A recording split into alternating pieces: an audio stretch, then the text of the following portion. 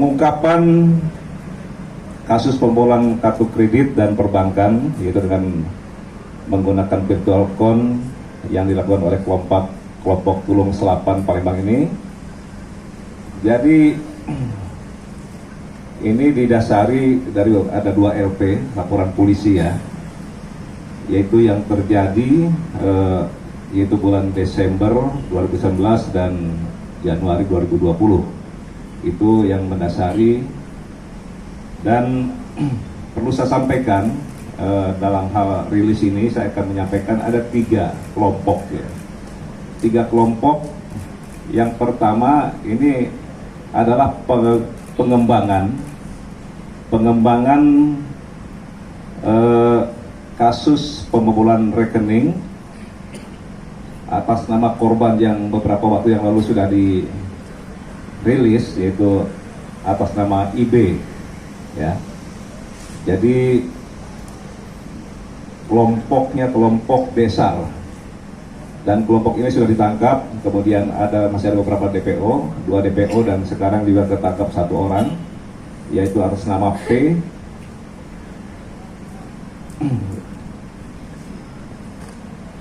P ini perannya adalah membantu tersangka Desar dalam mendapatkan data target korban atas nama IB ataupun korban tadi. Kemudian modus adalah itu yang bersangkutan adalah menonaktifkan SIM card calon korban, itu dengan mendatangi gerai provider. Itu dia beralasan bahwa kartunya mati, kemudian meminta untuk diterbitkan SIM card baru sehingga pelaku dapat mengakses segala informasi korban melalui nomor tersebut. Jadi ini yang pengembangan. Nah, kemudian ada 2 kelompok yang tadi sampaikan, yaitu terkait dengan masalah pembobolan kartu kredit dan perbankan dengan menggunakan virtual account.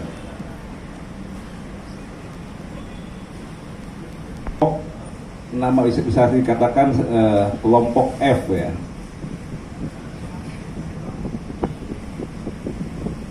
Tadi yang saya ulangi, yang pertama tadi adalah pengembangan ya. Kemudian yang kedua ini hasil pengungkapan yaitu kelompok F, yaitu pembobol virtual account BCA. Saya ulangi, pembobol virtual account BCA. Jadi di sini ada 3 tersangka yang ditangkap. Modus yang dilakukan yaitu para pelaku ini memanfaatkan sistem BCA yang sedang maintenance ya, dengan cara melakukan transaksi top up ke virtual account dengan menggunakan m-banking, di mana saldo tersangka ini tidak berkurang, lalu melakukan top up berkali-kali dengan virtual account yang sudah disiapkan oleh pelaku. Jadi ini modus yang dilakukan. Kemudian barang bukti yang disita dari kelompok F ini yang terdiri dari 3 orang, yaitu ada 3 buah ATM BCA, 1 buku tabungan, kemudian 2 buah kartu belanja Matahari OVO ya, kemudian 1 buah HP. Ini beberapa barang bukti yang disita dari 3 kelompok tersebut, dari ketiga tersangka.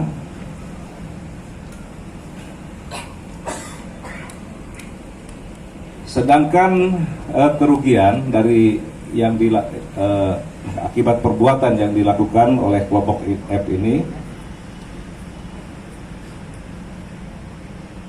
yaitu dari hasil melakukan pembobolan rekening Bank BCA, yaitu sejumlah 63.900.000. Ini yang dilakukan oleh kelompok F yang 3 orang tersangka tadi. Lagi 1 kelompok, yaitu kelompok YA. Ini adalah terkait dengan kasus pembobolan kartu kredit yang dilakukan dengan tersangka 7 orang. Maka saya sampaikan tadi, ini merupakan mafia, ya, merupakan mafia perbankan, bisa dikatakan demikian. Modus yang dilakukan oleh kelompok YA ini adalah yaitu melakukan transaksi belanja online, ya, melakukan transaksi belanja online dengan menggunakan kartu kredit korban. Nah, kredit korban ini dia peroleh dengan cara membeli website di internet, dan untuk mendapatkan kode OTP, one time password. Saya ulangi, untuk mendapatkan kode OTP atau one time password atau kode verifikasi dengan cara mengaku sebagai petugas bank untuk pembatalan pembelian belanja online yang tidak dilakukan oleh korban. Jadi yang bersangkutan mengaku sebagai petugas bank, kemudian dia menelpon sasaran ataupun si korban bahwa apakah ibu pada hari ini melakukan belanja lewat online. Nah, ketika dijawab tidak, kemudian yang bersangkutan menanyakan berapa nomor OTP-nya untuk membatalkan pembelian belanja online tersebut. Nah, biasanya si ibu-ibu ini ataupun si korban dia percaya kepada orang yang menelpon ini karena menganggap bahwa orang tersebut adalah petugas bank. Nah, inilah kemudian dia dengan mendapatkan kode OTP ini, dia dapat menguras kartu kredit daripada sasaran yang sudah dipersiapkan. Ini modusnya, ya, yang dilakukan oleh kelompok YA ini. Dari hasil penangkapan terhadap 7 pelaku ini, memang yang bersangkutan ini beberapa barang bukti yang diperoleh, yaitu mereka ini memang mempunyai 2 senjata api, yaitu 1 pucuk senjata api jenis revolver dan 1 pucuk senjata api, saya ulangi ya, jadi 2 jenis senjata api milik revolver, ada 2 dia, dengan 3 butir peluru kaliber 38 mm. Juga didapat barang bukti yang disita antara lain adalah 2 buah handphone. Saya ulangi, ada sekitar 5 buah handphone dan 1 buah dompet. Itu beberapa barang bukti yang disita dari kelompok YA. Jadi saya ulangi bahwa hasil pengungkapan kasus mafia perbankan ini ada 11 orang pelaku, ya, saya ulangi, ada 11 orang pelaku dan 1 orang meninggal dunia.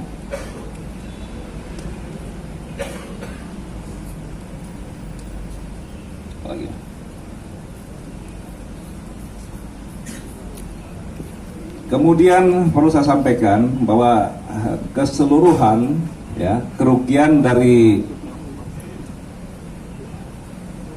perbankan itu sekitar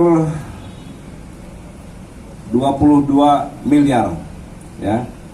Kerugian korban dalam hal ini dari perbankan, yaitu dari BCA khususnya, ada sekitar 22 miliar. Kemudian perlu saya sampaikan terkait dengan teknis penangkapan para pelaku ini, bahwa berdasarkan laporan dari bank ke Polda, ya, berdasarkan laporan bank ke Polda Metro, kemudian kita tidak lanjuti dengan menyiapkan sekitar 60 personil dari Krimum yang kita berangkatkan ke Palembang, ya, dan kami melakukan koordinasi dengan Polda Sumsel, dan kami dibantu oleh kurang lebih sekitar 40 personil Polda Sumsel untuk melakukan penangkapan terhadap 11 tersangka tersebut.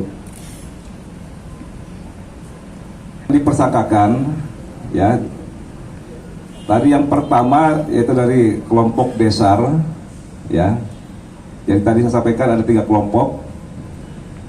Itu untuk kelompok Desar adalah pasal 362 KUHP dan atau pasal 372 KUHP. Dan atau pasal 3, kemudian pasal 4, 5 Undang-Undang RI nomor 8 tahun 2010 tentang tindak pidana pencucian uang dengan ancaman hukuman sekitar 20 tahun. Ini untuk akun BCA tadi, virtual account BCA, yaitu kelompok Frandika atau F, ini dijerat dengan pasal perkara pembobolan atau pencurian bank BCA dan atau penggelapan, tindak pidana transfer dana dan atau tindak pidana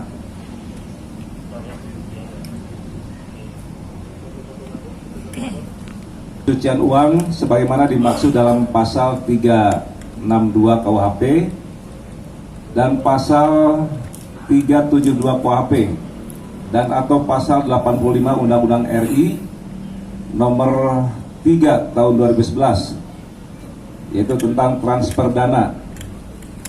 Sedangkan untuk kelompok YA, pasal yang dikenakan adalah pasal 30 junto pasal 46 dan atau pasal 35 junto pasal 35 junto pasal 51 Undang-Undang RI nomor 19 tahun 2016, yaitu tentang perubahan Undang-Undang RI nomor 11 tahun 2008. Jadi ini beberapa pasal yang kami terapkan terhadap para pelaku, ya, mafia pembobolan perbankan tersebut. Jadi ini yang dapat saya sampaikan terkait dengan pengungkapan pelaku mafia perbankan, ya, yaitu kredit dan perbankan dengan menggunakan virtual account yang dilakukan oleh kelompok Tulung Selapan.